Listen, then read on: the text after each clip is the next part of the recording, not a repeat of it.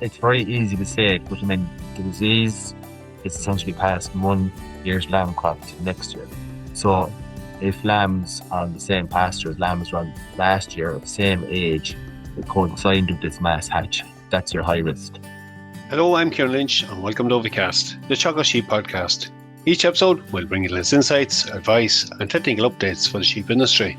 Now, in this week's episode, Dr. James O'Shaughnessy from the Centre in Veterinary Research Laboratory in Backweston joins us to discuss this year's Nematodirus Forecast. James starts off by explaining what Nematodirus is and how it impacts young lambs, and the key symptoms to watch out for. We discuss this year's forecast and what it means for farmers right across the country this spring. He also outlines treatment strategies and emphasises the importance of planning ahead to manage the challenge effectively. We finish up discussing the potential risk of a concurrent infection with particularly Coccidia, and where the role for follow-up diagnostics where issues can arise. We hear now from James. This is a potentially severe disease in lambs, typically in the age bracket of maybe 6 to 12 weeks of age, where large numbers of Nematodirus eggs on pasture hatch out over a very short period of time, and you get a sudden increase in pasture infectivity. So basically, lambs that age, they ingest the infective stages, and the damage, I suppose, then these larvae and then invade the wall of the intestine. So ultimately, then disease is characterized by potentially scouring, dehydration, and significant weight loss. You can also actually get the disease in calves, but it's uncommon. And I suppose in outbreak scenarios, lambs can usually be seen congregating around water troughs, because they develop severe thirst as a result.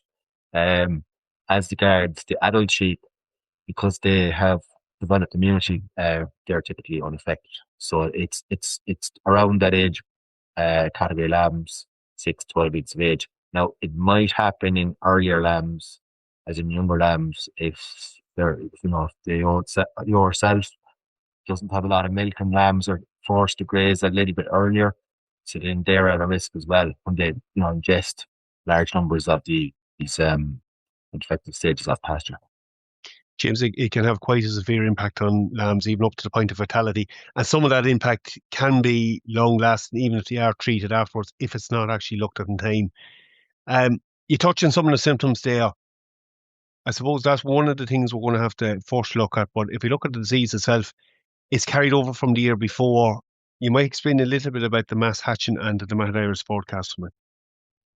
So, although you can get hatching events maybe later in the same grazing season, largely with Nematodirus batis, which causes, we're talking about this particular parasite. So the eggs from 1 year that are passed by lambs, it's approximately 12 months later before they hatch out. They need a period of what we call cold conditioning. So the disease is largely, it's basically transmitted from 1 year's lamb crop to next year's lamb crop. So the forecast produced by Veterinary looks at mean soil temperatures for the month of March. So if we get these eggs require what we call period of cold conditioning before they'll hatch out. So it's a disease from 1 year to the next. So it's past basically one crop of lambs this year. They produce eggs.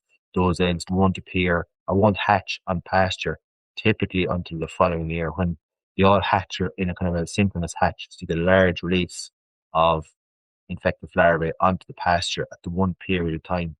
Now, if you have lambs within that 6 to 12 week age category, in the grazing grass, and they don't have an immunity to this parasite before this point, then they're subject to significant disease potentially. So that's where it differs slightly than our strong guile worms that we see later in the season, where there's a gradual build up as the year goes on. The mass hatch with Nematodirus is certainly different. It is, yeah. Like you can get, later in the same grazing season, you can get some element of a hatch in the Nematodirus eggs, but when we talk about this disease, we're talking about Nematodirus batis. So largely it's eggs deposited, say, this spring, won't hatch until this time next year to release these infected L3 stages, which, as you say, is very different to our standard stomach and gut harms in sheep, where we get a build-up, potentially steady build-up of pasture infectivity for those in the same grazing season. So they are quite different from that point of view. You mentioned there about later in the season. I suppose this is where the whole immunity thing comes in as well. The fact that exposed to such a large challenge early on is one of the really big risks with nematodes as opposed to some of the other ones. Later in the year, James, we still see nematodes eggs coming back in pig leg counts later in the Yeah. season, but as that animal gets through that kind of 6 to 12 week period, older lambs, less of an impact. And I suppose, James, that's where that mass hatch really is one of the most damaging parts about nematodes. Yeah, see, I suppose not all lambs are going to be, affected the same. So, lambs will develop immunity. But it's just those that, ingest large numbers of infected larvae that are, eating appreciable quantities of grass in areas where there's a sudden hatch. Um, so it's the kind of data hatch of these eggs, taking into account then the actual age of the lambs. So if they basically match, so you get a sudden hatch on pasture over a number of days or a week, and the same timing of lambs in that particular pasture that are within that 6 to 12 week age bracket, then this is when it's disease is most likely going to be seen within that particular group. And of course, the fact that they have to consume it, lambs that would be struggling, maybe twin lambs or weaker lambs or ewes with less milk, they're going to be eating grass that bit earlier. They could also potentially be a risk. And I suppose, James, a year like this year, where everything's a bit more challenging, you'd be very cognizant of those physical signs as well. Yeah, and I suppose it's very easy to say, but I mean, the disease is essentially passed from one year's lamb crop to the next year. So if lambs on the same pasture as lambs run last year of the same age, it coincide with this mass hatch, that's your high risk. And obviously I'm aware that, people they can't also options of putting lambs in different pasture early in the grazing season, but it's something to just to be conscious of if there are fields available where lambs weren't on the previous season, which is most unlikely in most farms, to be fair. But if that was a possibility, people should explore that option as a potential means of avoiding this large hatch of eggs. Might be a runner on some mixed terms, again, the practicalities, but it's something to keep in mind. If we actually look at the forecast this year, and you have a lot of detail on it, but if we actually talk about the mass hatch prediction on it, how does that look across the country, James, and how would it maybe compare to previous years? Based on mean site temperature across the month of March, and now it's measured across 24 different sites in the country. So this data is produced by Veterinary. If we look overall, the forecast this year is for the mass egg hatch to be marginally later. And when I say marginally later, it's probably less than 1 day. And overall, looking at the different sites across the country, it varies between this year and last year, maybe by a couple of days. So essentially, it's broadly similar. Um, Looking at, let's say, for example, the extreme southwest, so down Cork, Kerry, more coastal regions down there, we're looking at peak hatch, which already has occurred March 23rd, 24th, 25th, those sort of dates. Whereas then if you look towards the Midlands, we're expecting peak hatch occurring, April 8th, 9th, 10th. So if we move on then to say, well, how does that, what does it actually mean? So for the southwest, we get peak hatching occurring March 23rd, 24th. So we would be advising farmers in those areas, if they take account of, the map we produce and the peak, no matter egg hatching dates, we're then advising them to treat lambs, potentially at-risk lambs in those areas approximately 2 weeks later after this point of peak hatch. Because the disease, the disease at this when eggs are in pasture and are taken up by the lamb, you're going to see disease attributed to both the immature and mature stages of the parasite within the actual lamb. So it's about that 2 week period post peak hatch that we would be encouraging farmers to treat their lambs for markers. And look, when we talk about treatment, James, what are we recommending in terms of treatment? Like there are a number of different treatment options, but realistically, the only one that we want farmers to use are white drenches. Now, we all well know at this stage that white drenches for many of the other stomach and gut parasites on a lot of farms are largely now ineffective or totally ineffective. But there's widespread resistance to white drenches to other stomach gut worms. But because of the actual life cycle of nematodirus, where it's basically one peak hatch end of March, early April this year. Same next year and the year after. There's one main generation of worms a year. The rate of development of a resistance to it is extremely low. So we're basically telling farmers to use a drug, i.e. white drenches, as the basically only option to use for treating these.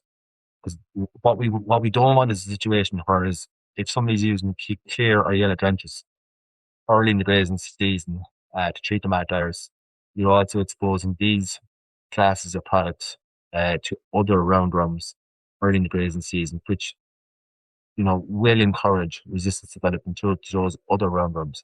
So basically, we know the white drenches, do work extremely well for nematodirus.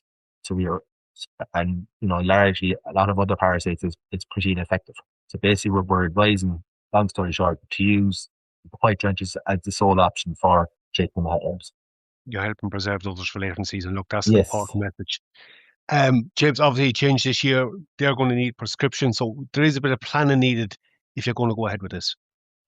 Yeah, you need it. Okay, you need a prescription for a start. And the second point is, if you're using white drenches, which we're advising people to do, because they are very effective at treating nematodes, there will be need for a follow-up treatment. So it's not a case of, you're there in the Midlands and the forecast says peak hatch is going to occur at the end of the first week of April.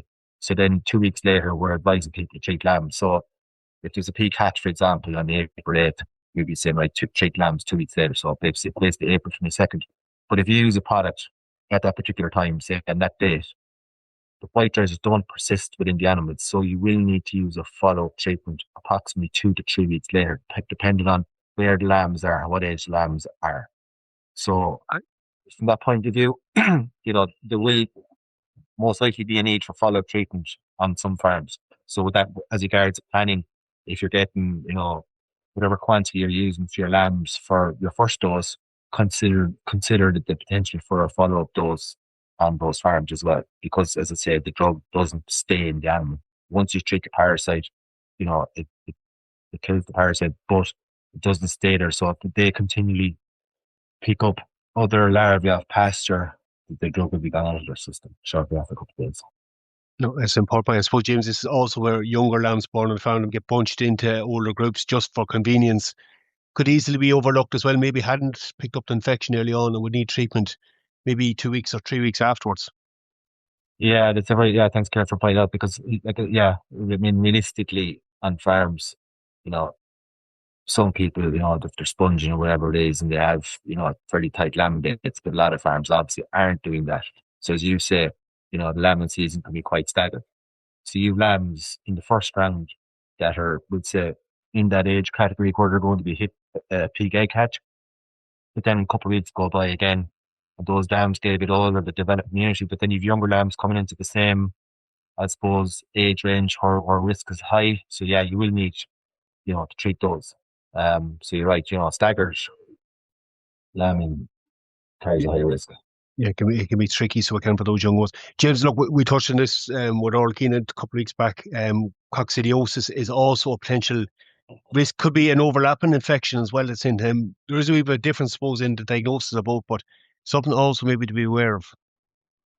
Yeah, and I think this year in particular, with the way ground conditions have gone, like Coccidia, obviously can have a severe effect on lambs as well.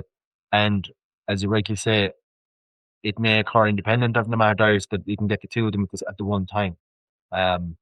So like if you're on a farm where you've treated lambs for what you think is nematodes, and they haven't responded to treatment, be strongly encouraging, that on that farmer can take, several fecal samples and dung samples of the lambs to actually see if there's any evidence of coccidial infection.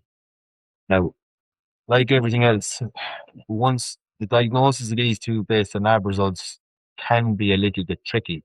So you can get a lamb with severe diarrhea that has coccidia, but in samples you may find little or no oocysts in the feces. So what I would say is sample multiple lambs within that group. And you're obviously going to putting it that the vet's also going to put in the submission form that they're looking for nematodirus eggs or Coccidia lucis, but they're going to have to use. There is an element on top of the lab results of using clinical judgment of what the cause of the infection may be. And again, the role there, James, would be to kind of diagnose if it's not worked on your farm, is to diagnose maybe why it hasn't worked, as opposed to the basis for treatment initially. Yeah, it's just like diagnosing these, based on lab results can be a little bit tricky if you're talking about nematodirus.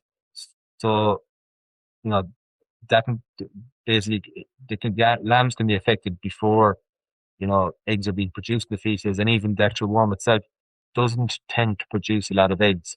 So if you get a low egg count, it can still be very significant in lamb that's affected with nematodirus. Same with Coccidia. So it really comes back to sampling multiple lambs within the group to build up a better picture of actually what's going on. James, maybe go back to the start of this. Like, it's one of those big challenges lambs are going to face early on. It's something certainly not to be sleeping on if you see those physical signs, and you're in an area where the forecast predicts there's a mass hatch. Yeah, and I think, it's even the very fact that when the forecast is released, I think it triggers people's minds going like, this is, potentially the nematodirus seasons for the next number of weeks in different parts of the country. So it's I suppose it's planning ahead on farms to, like, where were the lambs this year, where were they last year? If there's that risk of nematodirus, what's the peak hatch going to be? When should I treat? What's me 2 weeks later? Yes, I need a prescription for the worm I'm going to use. Will I need follow-up treatments? Yes, most likely.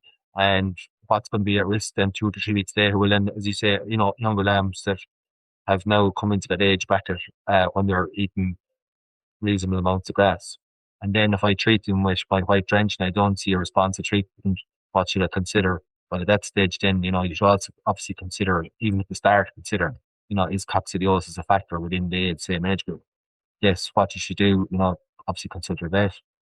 Advise to take samples to the lab from several lambs within the group, and then judge your what's the next plan of action based on those lab results. Because the one thing I would say is, do not sample one lamb within a group and expect you to paint a picture of what's happening to the entire group. We'll leave it there for this week's podcast. I'd like to thank James again for coming on. So I have included a link in the show notes to the Nematodirus Forecast where you can read more about it and see what regions are affected across the country and the different times. That's it for me. Thanks for joining us. Don't forget to subscribe and follow wherever you get your podcasts.